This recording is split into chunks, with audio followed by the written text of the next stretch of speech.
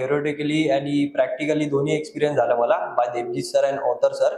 आणि कम्युनिकेशन आणि बेसिक्स पण क्लिअर करून दिले आणि इन डेप्थ कोर नॉलेज दिलं.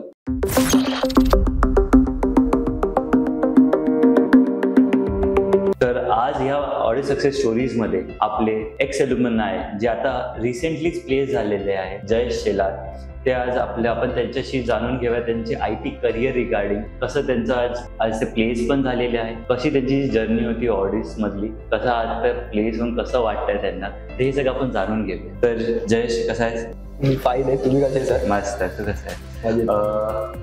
पहिली गोष्ट कसं वाटतंय आता IT मध्ये एंटर झाल्यानंतर? तर मस्त वाटतंय एंटर झाल्यापासून. तर जयेश, आता आपण तुझ्या बारेमध्ये थोडं बोल की काय आधी जर्नी होती तुझी, कुठून स्टार्ट केलंयस तू? हॅलो फ्रेंड्स, माझं नाव जयेश शेलार आहे. मी नवी मुंबईमध्ये रिसाइड करतो पनवेलमध्ये. माझं शिक्षण कॉमर्समध्ये झालं आहे, बॅचलर इन कॉमर्समध्ये. ॲज अ अकाउंटंट मी काम करत होतो. ओके. मग अकाउंटंटचं काम करताना मग आता IT मध्ये कसं कधी डोक्यात आलं IT मध्ये आणि कसं? कॉमर्समध्ये मी जास्त स्कोप आणि फ्युचर नाही बघत होतो.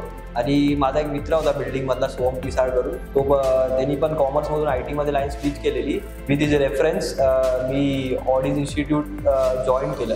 मग त्याच्या रेफरन्स जॉईन केला, कसं वाटलं जेव्हा तू फर्स्ट टाइम ऑडिज व्हिजिट केलं?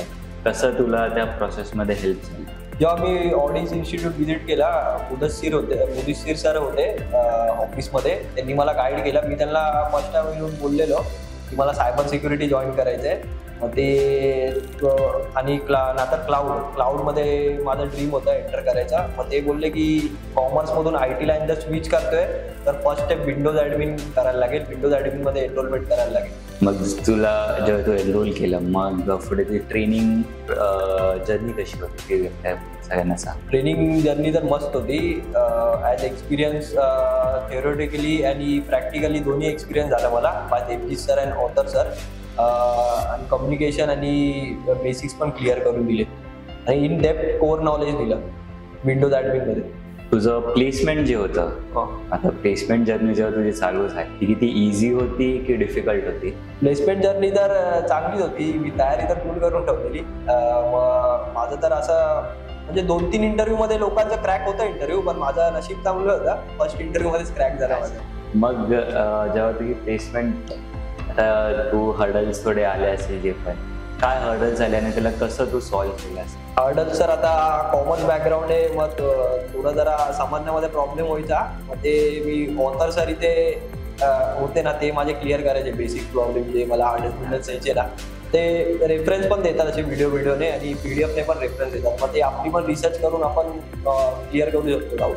तर जयेश, तू काय टिप्स देऊ शकतो जे आज मार्केटमध्ये जे ITच्या शोधा, जे नॉन IT मध्ये IT मध्ये करिअर करण्यासाठी इच्छुक आहे, एंटर करायचं आहे, त्यांना तू काही टिप्स देऊ शकतो का?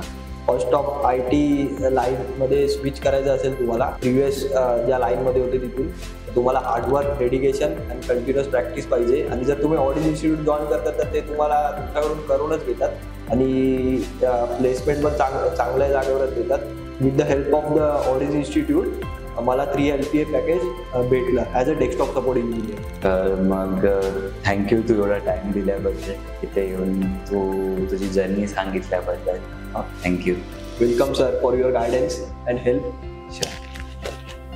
तर हा आपला जयेश, ज्यांनी नॉन IT मधून IT मधल्या जर्नी त्याचं सांगितलं. तो चांगला 3 LP पॅकेजवर पण आहे. त्याचं जे ड्रीम होतं अजून पुढे क्लाउडमध्ये एंटर करायचं, ते पण आपण हेल्प करू, त्याला शुभेच्छा पण देऊ. प्लस ऑडियन्सला पण आपण सांगू की त्याला कसं त्याचा ड्रीम कम्प्लीट व्हायचं, ते पण गायडन्स त्याला आपण प्रोव्हाइड करू. थँक्यू.